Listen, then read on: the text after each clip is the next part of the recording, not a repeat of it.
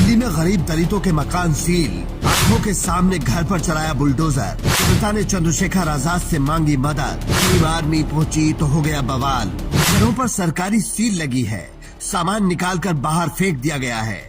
सर्द रातों में छोटे छोटे बच्चे खुले आसमान के नीचे रात बिताने को मजबूर हैं।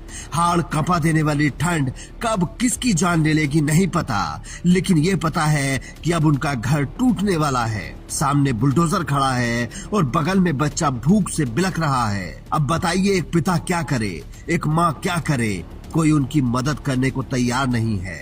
जिन नेताओं को वोट दिया, जनता उनका इंतजार कर रही है, लेकिन वो अपने घर में मजे से आग सेक रहे हैं। छोटे बच्चों को जो है देखो, ये घरों में सील लगा दी गई है। जिसको आपने वोट दिया वो विधायक को यहाँ पे होना चाहिए नहीं होना चाहिए? अब बताइए। कोई नहीं आया, अपने मतलब के लिए आते, हाथ जोड़ते पैरों में पड़ते हैं। आज कोई नहीं आया। हम लोग कल भी आपके बीच में आए थे और लगातार आपके बीच में रहेंगे और इस आवाज को जो है हम सड़क से लेकर संसद तक पहुंचाएंगे। क्या हुआ हमें? हमारे तो घर जाने का हमारी जब चपाड़ी कल को कुछ होगा तो कौन जिम्मेदार होगा? चलने बच्चों की भलाई तक बंद हो गई, खाने तक को भी 3 दिन हो गए।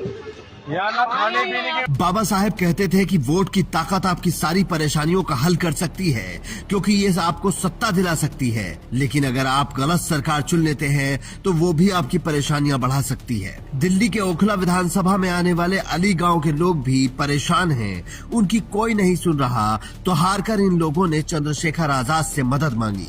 जय भीम साथियों, हम आली गाँव निवासी हैं। हमारा आली गाँव दिल्ली में पड़ता है। हम कम से कम 60 से 70 साल से हम यहाँ आली गाँव में रह रहे हैं। आज इसको अवैध बताकर तोड़ा जा रहा है, ये यूपी गवर्नमेंट द्वारा तोड़ा जा रहा है।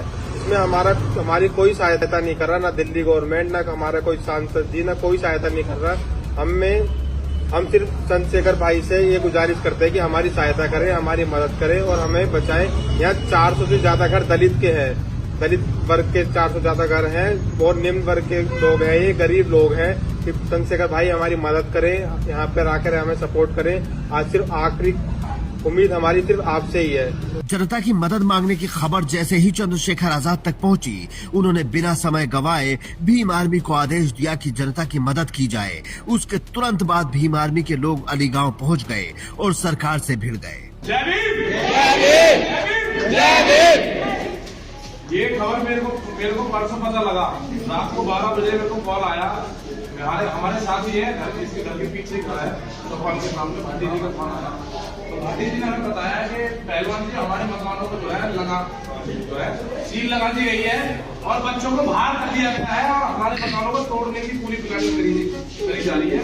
तो मैंने अपनी टीम के लोगों से सबसे बात करी, बाबा भाई से, कृष्ण भाई से, महेश भाई से, रासत भाई से, शेर खान भाई से, जो यहाँ से चुनाव भी लड़े हैं आपके बीच में, और आगे भाई से, सब लोगों से हमने बात करी। तो हमने फिर अगले दिन आए, हमने देखा, हमने हमारी आंखों में भी आंसू आ गए।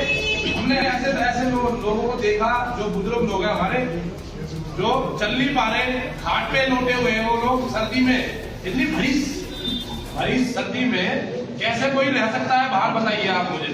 तो आपको जो है डरना नहीं है, लड़ना है और हमें चाहे अपनी जान की बाजी लगानी पड़े, हम लगा देंगे। भीम आर्मी के लोग लाठी भी, डंडा भी, तो वो भी लाएंगे आपके बीच में। तो हमारी समाज कमजोर नहीं है किसी बात से। तो आप लोग जो है किसी बात से घबराने की बात नहीं है।